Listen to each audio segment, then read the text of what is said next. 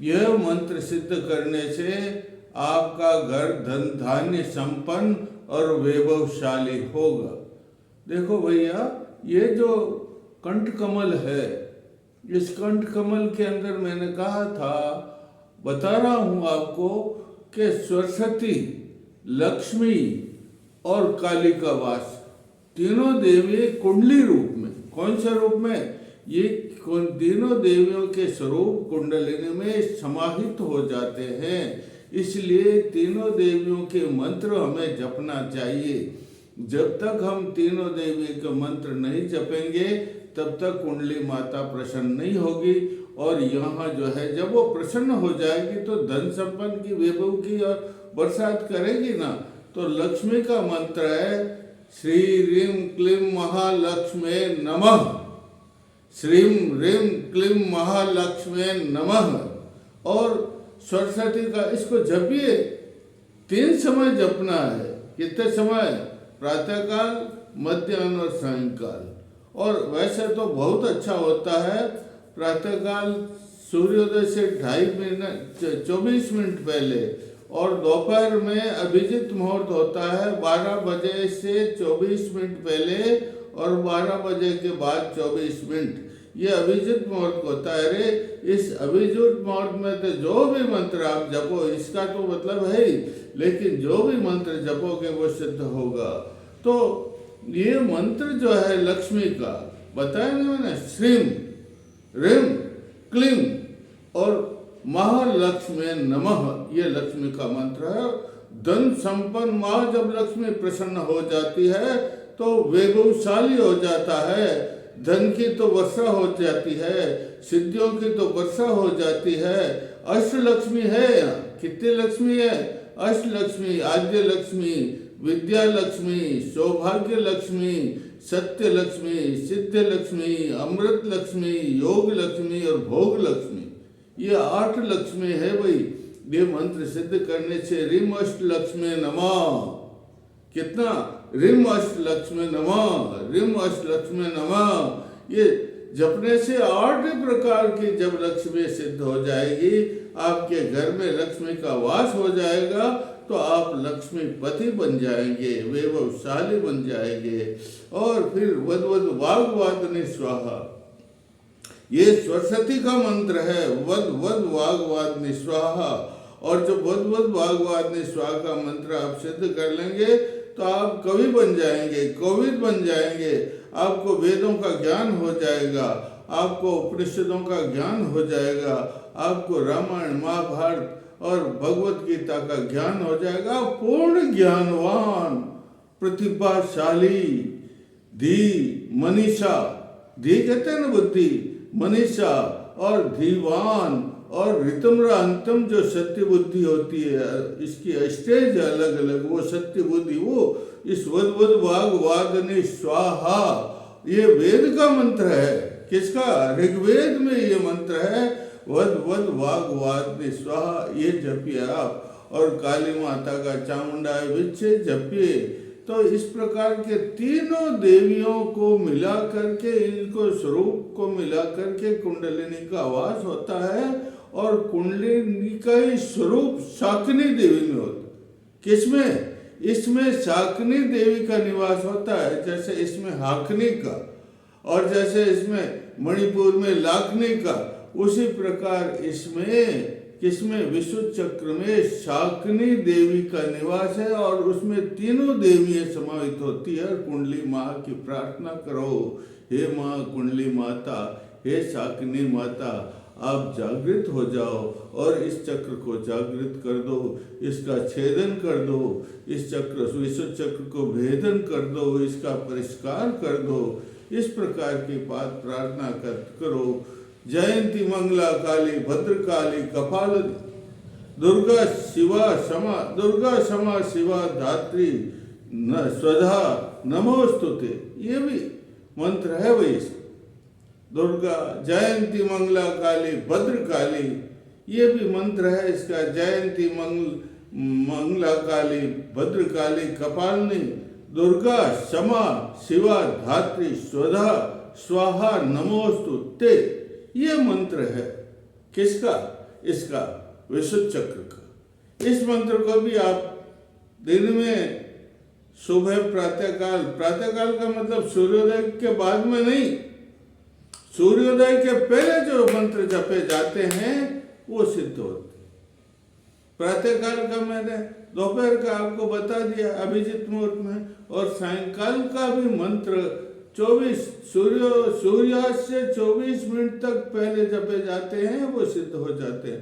तो ये मंत्र मैंने माँ कुंडलिनी प्रसन्न होती है किसके रूप में? शाकिनी देवी की। इसमें कौन सी देवी है? विशुद्ध चक्र में कौन सी देवी का निवास? शाकिनी देवी का। और देवता कौन से? शिव जो है वो देवता इसमें भी निवास करते हैं। तो ये मंत्र मैंने बताया भाई आपको, इन मंत्रों का आप जपन करो। जो मंत्रों का जपता है, अरे उसके घर तो सब तंत्र ही निवास करने लग जाते हैं। मंत्र तो कभी निष्फल नहीं होते। मंत्र का आप जप करोगे तो कभी निष्फल नहीं होगा और विशुद्ध चक्र आपका जागृत हो जाएगा। और देखो ये जो है इसके पास मनस चक्र भी है। ये जो कुंडली है चिदात्मिका शतात्मिका दो है, ये व्योम और व्योमेश्वरी भी। यहाँ पर कौन है? व्योमेश्वर और व्योमेश्वरी।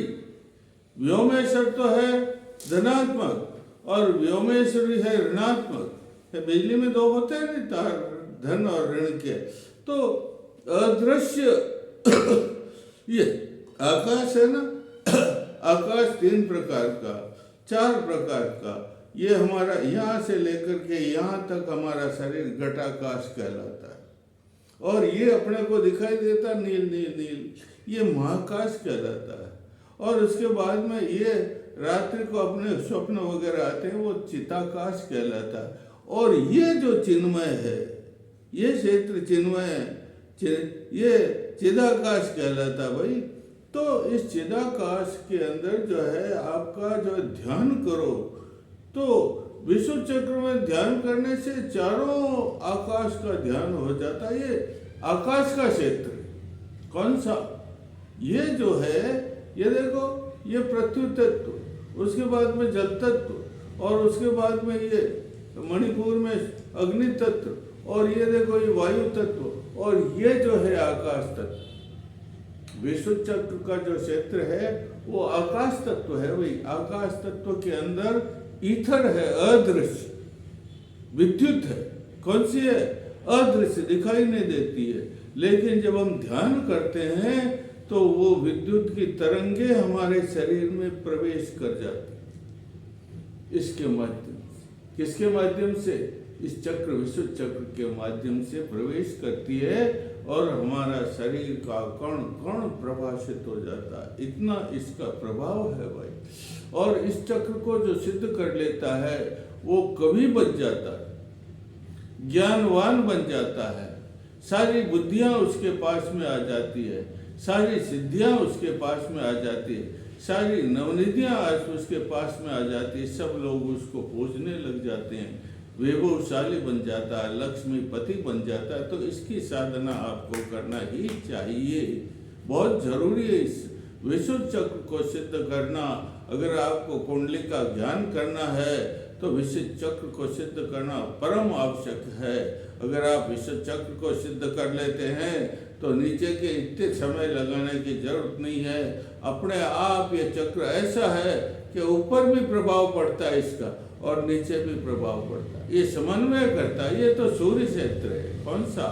ये जो नीचे, इसके नीचे विशुद्ध चक्र के नीचे अनाहत चक्र और मणिपुर चक्र तो सूर्य क्षेत्र कहलाते हैं, लेकिन इसके ऊपर आज्ञा चक्र और चंद्र क्षेत्र कहलाते हैं। और चंद्र क्षेत्र सूर्य क्षेत्र का बीच का दोनों का समन्वय करता है भैया। तो ये बहुत इम्पोर्टेंट है, बहुत जरूरी है इसको सिद्ध करना। और देखो चिदात्मक शक्ति, जब दोनों, जब जो है एक तार होता है बिजली का, थोड़ा सा टच होने शरीर पर कितना झटका लगता है, तो उसमें तो बहुत शक्ति है जो अपन खींचते हैं ईथर से, अपनों को दिखाई नहीं देती है कि इतनी शक्ति है। अपना शरीर में भी अपने को मालूम नहीं पड़ता है शरीर में इतनी अंतर विद्युत है। तो उसका झटका तो सहन, इसका झटका भी हमें सहन करने के लिए तपस्या करनी पड़ती। क्या करनी पड़ती? बस ऋषि मुनि क्या करते थे? तपस्या करते थे ना भाई। तपस्या करने से ही तो उनको सिद्धि प्राप्त होती। इसलिए उनके कण कण में विद्युत होती। कण कण में क्या होती? विद्युत का प्रकाश। और विद्युत इतनी हो जाती है, वो पात्र ऋषि मुनि महर्षि और तपस्या करने वाले इसके पात्र हैं। और पात्र में आप जितना जल डालोगे उतना रहेगा, और ज्यादा जल डालोगे तो जल क्या हो जाएगा? बाहर निकलेगा, छलकेगा। उसी प्रकार हमारे शरीर में हम ऊपर ईथर से खींचते हैं विद्युत, वो शरीर को पूर्णमय कर देती है, लेकिन उसके बाद में ज्यादा होने पर छलकने लग जाती है। और उसका प्रकाश जो है इतना अंगुल कहते 8 अंगुल का, जिसे हम प्रभा मंडल कहते हैं, सब इसमें हो जाता है। तो हमें जो है सिद्ध करना पड़ता है। देखो इस चक्र में 16 पंखुड़ियां है। कितनी है? और 16 पंखुड़ियों का जो है रंग है वो बैंगनी है। कैसा रंग है? बैंगनी। और उसके ऊपर 16 जो स्वर चमकते हैं वो लाल रंग के। कैसे रंग के हैं? अम आम ईम ईम Om Om M M rim rim लिम लिम ओम औ अंग है। ये लाल रंग के अक्षर ही नहीं है, ये स्रोत हैं, ज्ञान के स्रोत।